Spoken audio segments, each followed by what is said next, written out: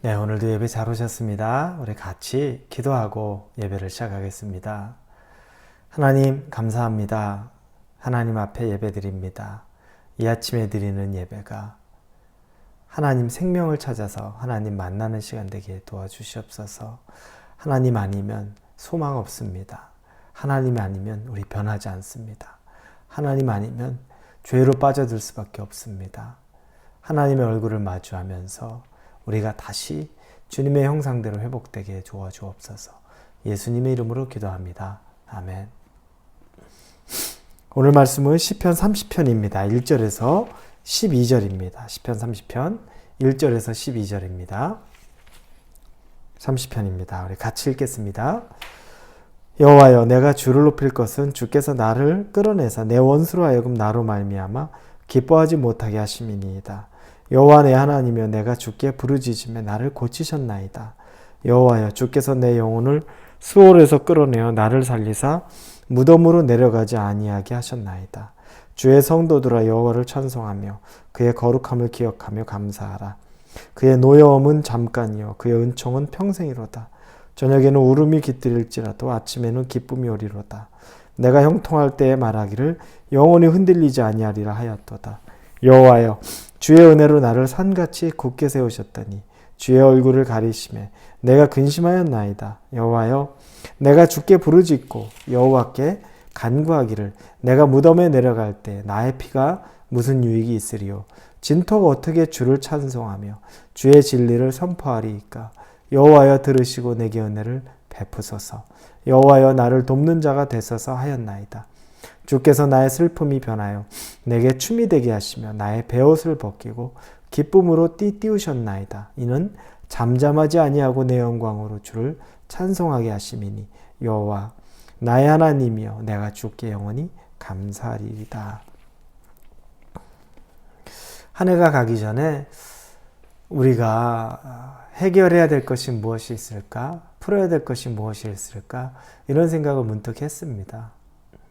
왜냐하면 세월이 지나가고 또 시간이 지나가면서 어떤 먼지가 쌓이고 찌꺼기가 끼는 것처럼, 그런데 그 먼지와 찌꺼기를 제거하지 않으면 그게 기계나 어떤 것이나 그 작동이 제대로 하지 못하도록 아주 나쁜 영향을 끼칩니다.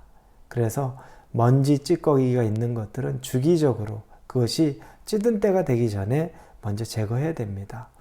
그런 부분이 올해 2020년에 어떤 것이 있을까라고 생각하는데, 오늘 말씀을 통해 생각해 보고 싶은 것은 우리 사람과의 관계, 하나님과의 관계였습니다.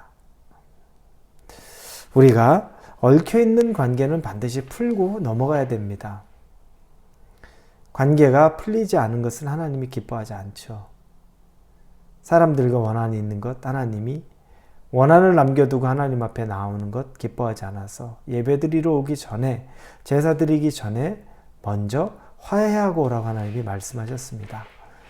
그런 측면에서 보면 우리가 화해해야 할 어떤 필요가 있는 것들이 있습니다. 사람의 본성인지 아닌지는 정확하지는 않지만 많은 사람들에게 공통적으로 보이는 것이 있습니다. 100가지 잘해도 한 가지 나한테 서운하면 서운한 걸로 기억이 남습니다. 아무리 나에게 잘해줘도 그 마지막 하나 서운한 게 남는 겁니다. 사람에게도 그렇고 하나님에게도 그렇습니다. 사람이 나에게 정말 많이 도움을 줬어요.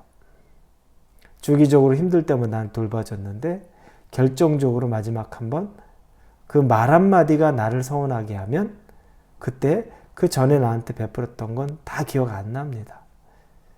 나 화나게 했던 것만, 나 서운하게 했던 것만 기억나고 우리는 그걸 상처받았다라고 얘기합니다. 사실은 저는 그래서 그렇게 상처받았다는 말을 그렇게 좋아하지는 않습니다. 상처는 있습니다. 정말 큰 상처도 있고 또 보잘것없는 상처라고 말하기도 뭐한 작은 상처도 있지만 상처는 존재합니다. 그런데 상처에 우리가 그것 자체에 깊게 몰입되면서는 상처보다 더 큰 상처가 생깁니다. 거기에 몰입돼서 헤어나오지 못하면서 내가 계속 빠져드는 거죠. 나는 상처받았다. 나는 아프다. 나는 서운하다. 여기에 내 스스로가 계속 빠져들어가서 나오지 못하게 됩니다. 사람과의 관계, 하나님의 관계 비슷한 경우들이 있습니다.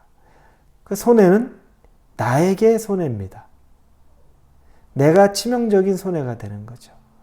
내 마음이 항상 분노로 서운함으로 가득하고 원수지간처럼 순간 생각만 해도 막 분노가 울컥울컥 올라올 그런 느낌도 있습니다. 화가 나고 내 뼈를 상하게 하고 내 마음을 상하게 하고 내 기분을 상하게 하고 나한테 유익한 건 하나도 없습니다. 사람도 그렇고 하나님에게도 그렇습니다. 우리가 하나님에게 느끼는 그런 감정들은 기도의 좌절 때문에 느끼는 것들이 꽤 많이 있습니다. 나름대로 어려워서 기도 시작했는데 시간이 지나도 내가 원하는 응답이 주어지지 않습니다. 해결되지 않고 기도했는데 아무것도 이루어지지 않을 때 기도의 좌절감을 느낍니다. 그리고 마음속으로 생각합니다. 기도해도 안 들어주신다. 다시는 내가 기도하나 봐라. 다시는 내가 기도하지 않는다. 기도하지 않는 건 하나님과 나와의 대화를 끊겠다는 거죠. 왜? 아무리 내가 얘기하고 내가 찾아도 그분은 나한테 대답하지 않기 때문에, 응답하지 않기 때문에, 주시지 않기 때문에 그런 마음을 갖습니다. 그러면서 그 관계를 일방적으로 끊는 거죠. 서운함의 감정을, 섭섭함의 감정을 상처라고 좌절로 표현하면서 그러면서 기도를 하지 않습니다. 기도해 봐야 안 된다는 그 생각을 하게 되는 거죠. 그런데 사실 그렇습니까? 우리가 기도조차 하지 않았는데, 기도하지 않은 것이 대부분인데 얼마나 많은 것이 우리에게 이루어졌습니까? 내가 기도하는 건 정말 작은 부분인데 그 기도한 것도 하나님이 응답을 안 해주신 거면 그건 우리에게 정말 필요 없는 것이라는 거죠. 나에게 유익하지 않을 수 있다는 것이죠. 왜냐하면 기도하지 않았는데도 하나님이 다 채워주시는 건 기도하지 않아도 꼭 필요한 것이기 때문에 하나님이 은혜로 채워주십니다. 그런 하나님인데 내가 기도했는데도 이루어지지 않았다는 것은 둘 중에 하나겠죠. 내게 지금 필요하지 않을 거다. 내게 유익하지 않다는 그런 것입니다. 그런데 우리는 그걸로 상처받았다.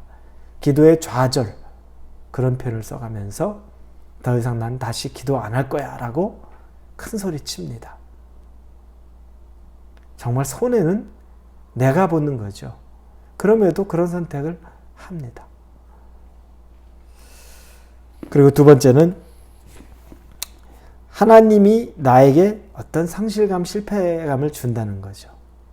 아까 기도의 좌절감과 또 연결될 수 있는 겁니다. 나한테 좋은 것 잠깐 줬다가 다 뺏어간다. 그렇게 힘들게 살다가 잠깐 빛을 봤는데 오래지 않아 그게 또 다 사라진다. 하나님은 나한테 정말 좋은 거 주신 적이 없다. 힘들게만 했다. 어렵게만 했다. 오히려 하나님 만나서 나 복 받은 것 없다. 이런 표현들을 합니다. 그러면서 하나님은 난 하나님에게 하나도 기대하지 않아. 하나님에 대해서 나는 아무런 기대감도 없어. 이런 생각을 갖습니다. 여러분, 그런데 하나님은 그런 분일까요? 오늘 본문 말씀에 5절에 보니 그의 노여움은 잠깐이요 그의 은총은 평생이로다. 저녁에는 울음이 깃들일지라도 아침에는 기쁨이 오리로다. 하나님 앞에 죄를 지으면 우리는 죽을 수밖에 없죠. 죄의 대가는 사망이니까. 그럼에도 하나님이 그 노여움, 우리의 죄에 대한 노여움이 있음에도 불구하고 그 노여움은 잠깐이라고 얘기합니다. 그리고 은총은 평생에 이른다고 얘기합니다. 하나님이 우리에게 노려하시는 건 정말 순간 잠깐이고 우리에게 오히려 은혜를 베푸는 게 평생 간다는 거죠. 그 증거로 밤새 울면서 슬퍼하면서 세상 다 끝난 것 같은데 다음날 아침 되면 또 다시 기쁨이 온다는 거예요. 하나님이 주신 기쁨이 있다는 겁니다. 이런 분이 하나님이라는 거죠. 다윗이 경험하고 우리에게 이야기하는, 시로 고백하는 것이 하나님은 이런 분이라는 거죠. 그런데 우리는 갇혀 있는 게 좌절감, 상실감, 거기에 갇혀서 하나님은 나한테 하나도 안 주는 분이야. 내게 응답하지 않는 분이야. 난 그래서 기도 안 해. 난 그래서 기대하지도 않아. 난 소망 안 가져. 하고 싶은 대로 살 거야. 이 마음으로 버티고 있는 거죠. 우리만의 손해입니다. 그분은 본성이 그렇지 않아요. 우리에 대한 노여움을 가져도 노여움보다도 우리에게 더 많은 은혜를 베풀기를 원하는 분이라는 겁니다. 11절의 말씀 한번 봅니다. 주께서 나의 슬픔이 변하여 내게 춤이 되게 하시며 나의 베옷을 벗기고 기쁨으로 띄우셨나이다. 슬픔보다는 기쁨으로 변하게 하시는 것을 더 즐거워하시는 분. 이분이 하나님입니다. 여러분, 2020년이 지나가기 전에 혹시 여러분이 하나님에 대해서 서운한 마음이 있습니까? 나 그런 거 없는데요? 그런데 가만히 생각해 보니까 제가 그렇게 기도했는데 하나님 응답 안 이루어졌습니다. 제가 그렇게 소원했는데 지금 안 이루어졌습니다. 그러면서 기도에 좌절 느끼고 하나님은 내게 허락지 않으시는구나. 소망을 접어버리고 혹시 그런 상태에 묶여 있는 것은 아닙니까? 또 다른 사람과의 관계에 묶여 있는 것은 아닙니까? 이 해가 가기 전에 2020년이 지나가기 전에 그 묶여 있는 것이 있으면 풀어내시기를 바랍니다. 그 묶인 것들을 다 하나님과의 관계에서 기도의 좌절감 다시 받아들이시고 유익한 것 아니다. 내게 필요한 것 아니다라는 그 믿음을 가지고서 다시 기도를 회복하시기 바랍니다. 그리고 하나님은 내게서 좋은 걸 다 빼앗아 간다. 나에게는 실패감만 준다. 정말 하나님이 주시는 것은 오늘 노여워하는 것 같아도 노여움은 잠깐이고 기쁨을 더하게 하시는 하나님.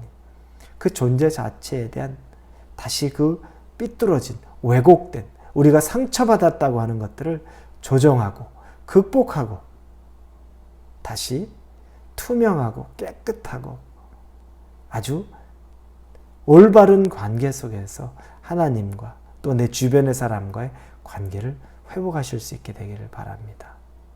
같이 기도합니다. 아버지, 실망했다고 말하고 기대하지 않는다고 하나님에게 우리가 감히 그런 말을 하고 선포하고 난 다시 기도 안 합니다. 이런 이야기까지 하는데 우리가 얼마나 교만합니까? 우리가 기도해서 다 이루어져서 우리가 기도한 것 이루어진 것으로만 우리가 삽니까? 1000가지 중에 990가지는 아마 우리가 기도하지 않았는데도 얻고 사는 것일 겁니다. 감사가 회복되고 하나님 안에서 내가 왜곡되어 있는 하나님에 대한 마음들이 치유되고 새롭게 되기를 원합니다. 사람과의 관계에서 왜곡되어 있는 내 마음들이 치유되고 새롭게 되기를 원합니다. 화해되어지기를 원합니다.